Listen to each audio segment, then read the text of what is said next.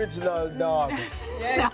Now, March is Poison Prevention Month, and it is an annual campaign to help us to figure out the best ways to keep our furry friends happy and safe. It's dedicated to raising awareness about the dangers of toxins and poisons to pets, and it serves as a reminder for pet owners to take proactive steps to protect their furry companions from potential hazards in their environment. So our special guests this morning are veterinarian Dr. Briana Schwapp, Hayle, and her nice little mongrel dog here, Nori. Hi, guys. Thank you for being here this morning. Thank you for having me. So, you know, we're talking, Nori looks very frisky, like Yes, she's really excited. she wants to be, you know, doing temperature. something.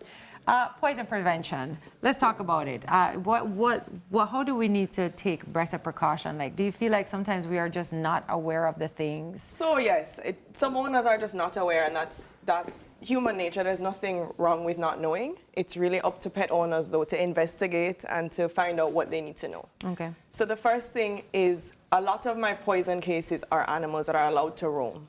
So a lot of my really severe and fatal poisoning cases are unfortunately dogs that are allowed to just roam down the street, next door, you know, into open spaces, and unfortunately, whether maliciously or not, they tend to walk into or ingest poisons, and a lot of the times, those types of poisons are the ones that we cannot save them from. What are some of the signs and symptoms? Right.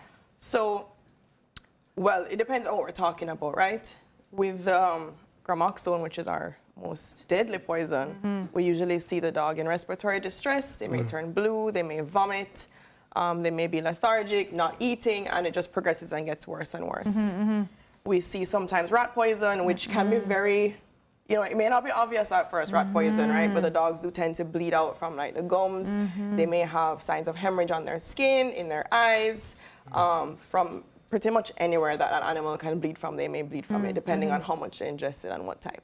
What about those things that we hear, we may think it's good for the dog, especially kids?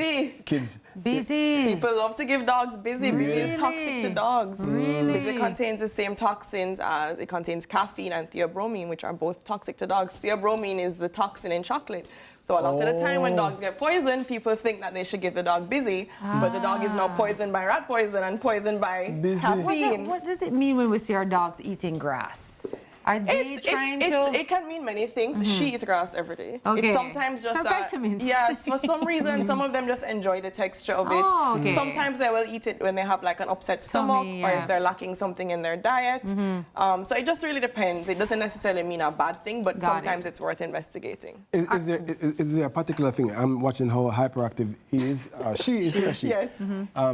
Is there a particular thing that triggers that kind of behavior, like we know in kids? You know, the sodas do that. It can be just, well, sometimes it's the nature of the dog. Most of the time, I'm really big on breeds and specific breeds and their, you know, what they're bred for and purpose-bred dogs. People will come to me and say, I got a Jack Russell and the dog is so hyper. And I'm like, yes, a Jack Russell is going to be hyper. You know, so it's really important to research. We know Nori is all breeds, so that's just her nature. But it's really important to learn how to adapt to your dog. So I have adapted my life with her since she's been a puppy, and now I know what she needs, you know. Got it. Let me ask you a question, because it is poison prevention. What are like some of the things around our homes that I immediately just started to think about, like what do you have in the home, right? So let me say, first of all, the thing that's really in the home but not something you'd buy are toads. Toads are a major source of poison. The big toads, the cane toads, are toxic to dogs. They secrete a toxin from their skin. Dogs love to chase things. So they tend to bite them or lick them, and it causes a serious neurological reaction, right? They tend to have seizures, really severe seizures. They tend to salivate a lot. How do you look for that? You just have to check your eye out if you're in a frog. That's the thing. And if you have a dog who likes to hunt, then you may need to be. Some dogs are not interested in catching things. Dogs like her, Jack Russells, your Shepherds, Labs tend to hunt, right? So you need to be aware. If you have a dog that bit a toad, it's really important to get the mouth clean. So you want to take a rag and like wipe the mouth, because that's where the toxin is absorbed, right? Across the gums. You wipe the mouth out and you come to me quickly, right? In terms of around the house, of course, we see them often with like pesticides, Yes. weed killers, rat Yes. poison, The bleach. and then medication is a big one. Dogs Medication like to is go a big into people's one. medication, Yes. and then I'm like calculating how much Panadol can a dog Yes. eat. Ah. So just make sure, it's very similar to having my a gosh. toddler, right? So you want to Yes. make sure that your medication is locked away, your cleaning products are locked away. Yeah. Essential oils are another big thing because people use essential oils for us and they don't realize that a lot of those are toxic to dogs and to cats. No. Another big one is lilies and cats. Valentine's Day every year, I'm like, your cat is sick. Did you get a bouquet with lilies in it? So these are things that you may not even think of, Look right? at that. Lilies, yes. I Look was at discovered that that. this wife doesn't like lilies. But because she's got lilies in it with the roses deadly. Oh, God, But we cannot talk about poison prevention without talking about the fact that there are some persons who love to cook for their dogs and they can't cook. So that's a good one. You know, a good one what is the dog ate something. It's not really classified as a poisoning, Poison, really, yes. but I do get a lot Negatively. of GI upset cases. The dog ate something it shouldn't have, or I fed the dog KFC and now it's sick.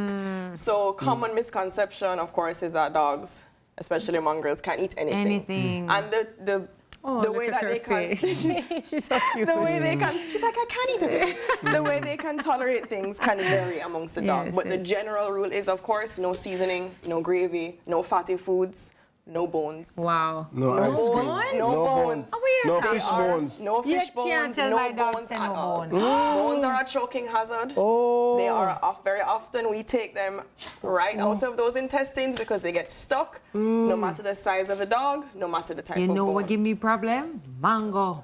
Mango Because me seeds, have a right? mango tree there. Exactly. So, And so let me tell you. going from poisoning to just general Yes, dangers, mango yes. seeds and corn cobs. All right. No, if we find ourselves in a problem, where do we find you?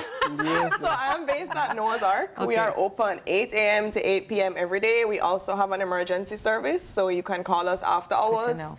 And we are open on the weekends. We have emergency service available every single Sunday and every single public holiday. That's Where's great to Noah's know. Ark for those? 72A Hope Road. Okay, Perfect, wonderful. perfect. All right. Thank you so much for joining You're us very today. welcome. And Thank you for having Nori. us. You behaved Thank you yourself very Very beautifully. good. I'm No, very like proud. I'm ready. Smuggle 2 bone for you. Don't worry, my girl. You know, so Jamaican dog have to eat a bone. Don't give them the bones. Don't give them any bones. No bones. And Thank just- you, Dr. Briana Schwapp Hayle, veterinarian at Noah's Ark Clinic, and of course, Nori. On the other side of the break, it's Parents Happy Hour. We'll be right back.